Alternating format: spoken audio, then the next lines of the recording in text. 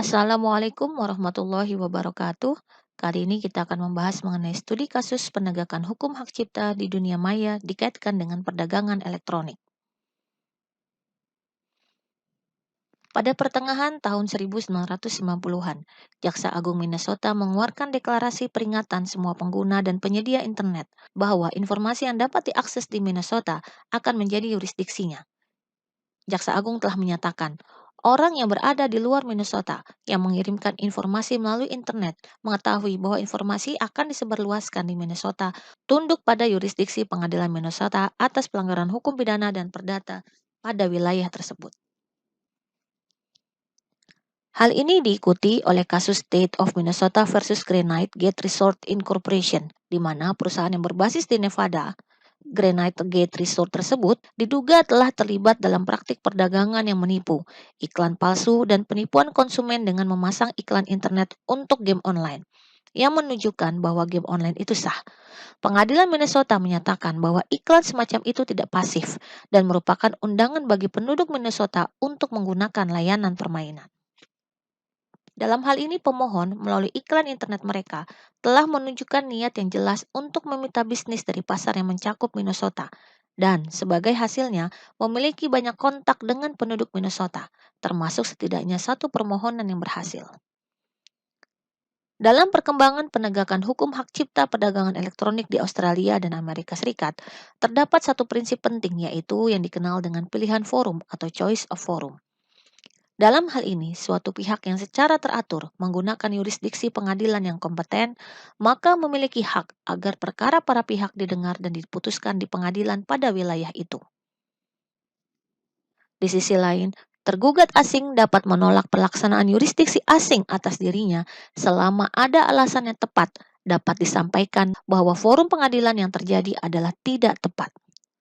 Berdasarkan pada penyelesaian kasus-kasus pelanggaran hak cipta perdagangan elektronik yang bersifat lintas batas, maka menarik pertimbangan yang ditentukan oleh Pengadilan Tinggi Inggris pada kasus Piliada Maritime Court versus Consulex sebagai relevan untuk menentukan apakah ada forum yang lebih tepat. Faktor-faktor ini termasuk pertama, ada hubungan yang signifikan antara forum yang dipilih dan pokok bahasan proses atau para pihak, termasuk domisili para pihak, tempat bisnis mereka, dan tempat di mana transaksi yang relevan terjadi atau pokok permasalahan gugatan berada. Kedua, forum yang dipilih merupakan keuntungan yuridis yang sah dan substansial bagi penggugat, termasuk pemulihan yang lebih besar atau batasan yang lebih menguntungkan. Ketiga, tersedia forum alternatif yang akan memberikan bantuan yang memadai kepada penggugat. Keempat, hukum dari forum yang dipilih akan menjadi hukum substantif yang akan diterapkan dalam penyelesaian persidangan. Karena sifat internet yang dapat diakses secara global, salah satu cara di mana pihak-pihak dalam kontrak online dapat mencoba untuk memperkenalkan kepastian ke tempat di mana proses hubungan dengan kontrak tersebut dapat dilakukan adalah dengan memasukkan pemilihan forum atau klausul yurisdiksi dalam kontrak.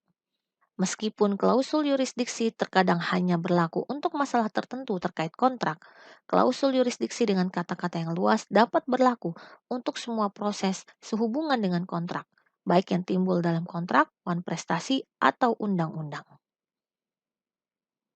Sebaliknya, klausul pemilihan forum hanyalah salah satu faktor yang menjadi pertimbangan pengadilan untuk mempertimbangkan dalam menentukan apakah menjadi forum yang tepat atas penyelesaian perkara tersebut.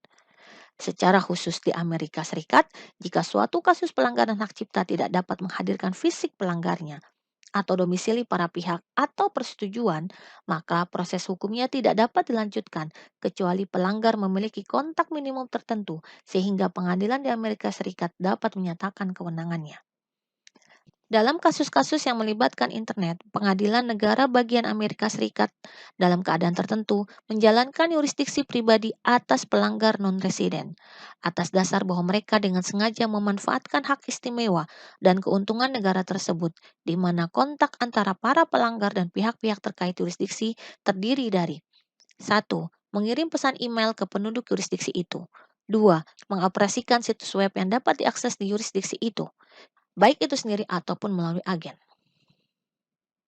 Kontak kehadiran secara fisik dapat menentukan kewenangan suatu pengadilan dapat dilihat pada kasus Metro Goldwyn Mayer Studio versus Grokster. di mana mensyaratkan bahwa kontak tergugat harus mendekati kehadiran fisik. Apalagi dikaitkan dengan penegakan kasus-kasus di dunia maya, menegaskan bahwa pertama, harus dengan sengaja memanfaatkan hak istimewanya untuk melakukan bisnis di dalam satu negara. Kedua, penyebab dan akibat tindakan harus muncul dari kegiatan pelanggar di dalam satu negara tersebut.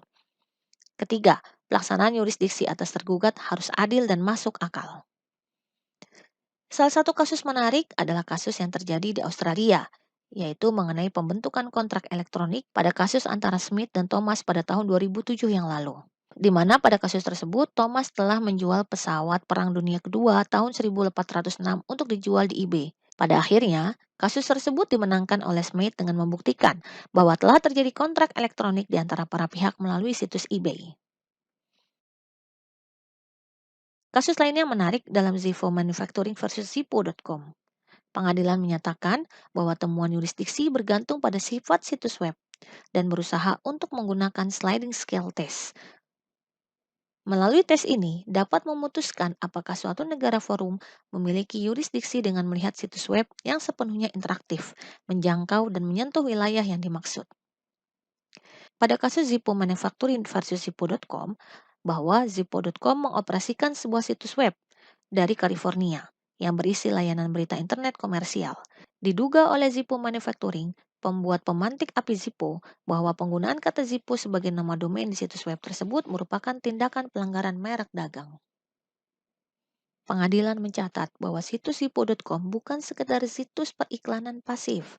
Sebaliknya, Zippo.com telah mengontak sekitar 3.000 individu dan 7 penyedia akses internet di Pennsylvania, dan bahwa tujuan transaksi ini adalah mengunduh pesan elektronik yang menjadi dasar gugatan ini di Pennsylvania. Menurut pengadilan, menekankan bahwa Zippo.com secara sadar memilih untuk menjalankan bisnis di Pennsylvania, mengejar keuntungan dari tindakannya.